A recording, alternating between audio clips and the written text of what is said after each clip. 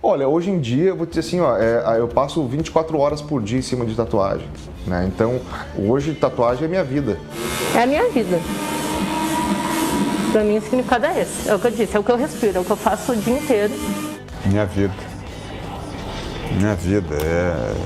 É como eu te falei, ela é essencial como o sangue que corre na minha veia, entende?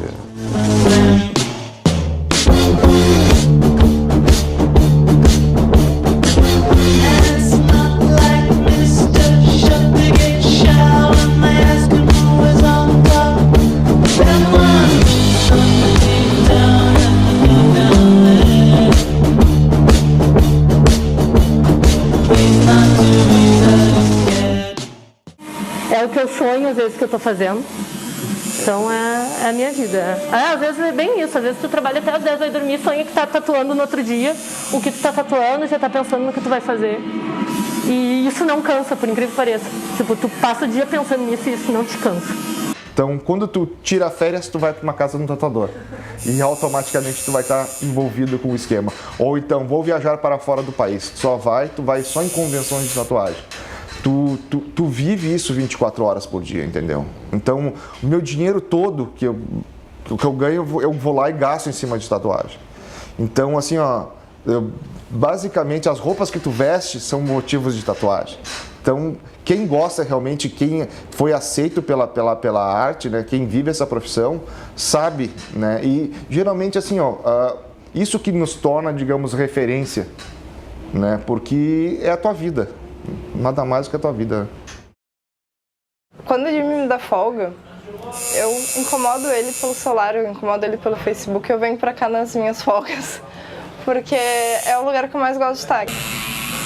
A vida inteira eu fiz só isso. Quando alguém fala assim, tu desenha bem, já fez algum curso, alguma coisa, não, é minha obrigação fazer bem, né? É só o que eu fiz a vida inteira. Tipo, a tatuagem não é só o meu trabalho, ela acaba sendo o meu hobby também, ela é minha diversão. Quando eu quero dar presente pra alguém, não sei o que dá, eu dou uma tatuagem. Basicamente, ela influencia tudo que acontece na minha vida. Assim. Eu acho que é mais uma coisa de personalidade, sabe? Uma coisa de, eu quero ser diferente, mas como é que eu vou ser diferente? Então, as minhas tatuagens representam eu, assim. A realização total. Estou super realizada, feliz. Na verdade, eu demorei muito tempo a externar isso, mas era a minha vontade da vida inteira. Não parei mais. Eu me tatuava 3, 4 vezes por semana, durante 1 ano, 2, até fechar todo o meu corpo. Hoje eu tenho só algumas para finalizar. É o que eu sou, tipo. É como se eu me olhasse no espelho, aquilo ali é o que existe, sabe? Eu não enxergo as tatuagens, eu enxergo a Fernanda. Porque pra mim é uma coisa só. O ser humano entendeu que o corpo é o retrato dele também, é o retrato público. Não só em termos de saúde, em termos de riqueza, o que quer que seja, mas também em termos de você pendurar ali informações sobre quem é aquele sujeito, quem é aquela mulher e tal.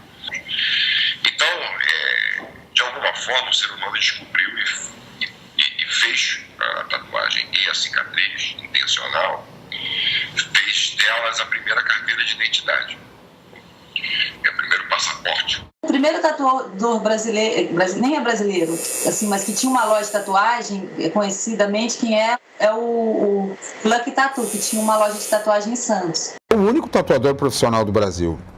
E eu vi que era em Santos. Eu falei, eu vou pra lá. Fugi de casa e me mandei. Ele foi descoberto pelos surfistas. E um deles, e também por praticantes de artes marciais, foi descoberto por garotada, vamos dizer assim. Mas foi um surfista que fez uma tatuagem com ele, um dragão no braço, que virou tema de uma música do Caetano Veloso. A música Menino do Rio. Além de ser um exímio tatuador dentro dessa linguagem, né, da tatuagem tradicional, ele era um cara muito rápido, ele tatuava muito rápido.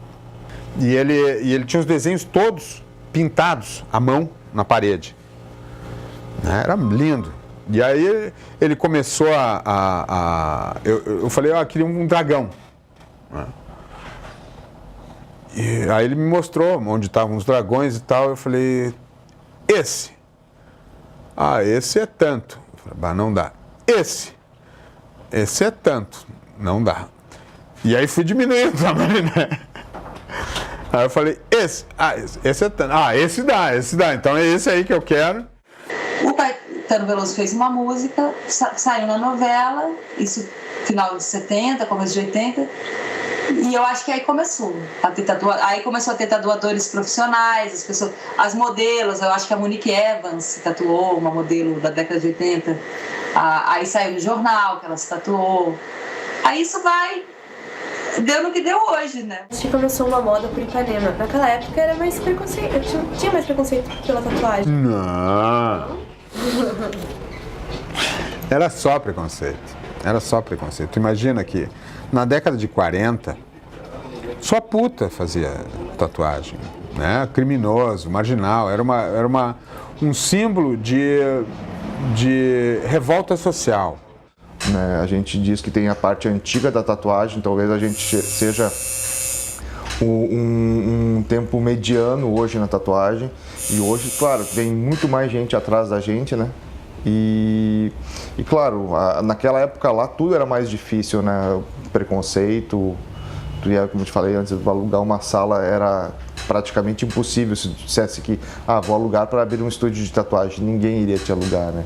Tem vários tipos de preconceito, tá? Tem o preconceito na rua, que tu vê das pessoas olhando, algumas aprovam, outras não aprovam, e é incrível que isso partiu muito do público feminino, tá? E eu sofri uma única vez para uma entrevista de uma seleção de trabalho. Eu fiz um coaching, enfim, e fui para uma seleção numa empresa grande que tinha uma mentalidade mais fechada e era para um cargo de gestão, e aí eu não passei. Mas eu também nunca fiz questão de esconder as minhas tatuagens. Tu ir numa exposição de tatuagem e tu não ter tatuagem é um preconceito inverso. Quando tu sai na rua e tu vê uma pessoa toda tatuada, geralmente as pessoas olham com preconceito. Tu ir limpa, assim, na convenção, tu sofre um preconceito, mesmo o preconceito que tu sofre na rua, porque as pessoas te olham, cara, o que tu quer fazendo aqui? Daí, ela é aprendiz, mas ela não tem nenhuma tatuagem ainda. Tem uma. Daí, tipo, a única coisa que ainda dá pra mim me escapar melhor é porque a minha tatuagem é nas costelas. E supostamente dói bastante fazer nas costelas. 7 anos atrás, a tatuagem não estava tão em alta, né? Eles acham que tu é maloqueiro. Primeira coisa é maloqueiro. Mas não é. Entendeu?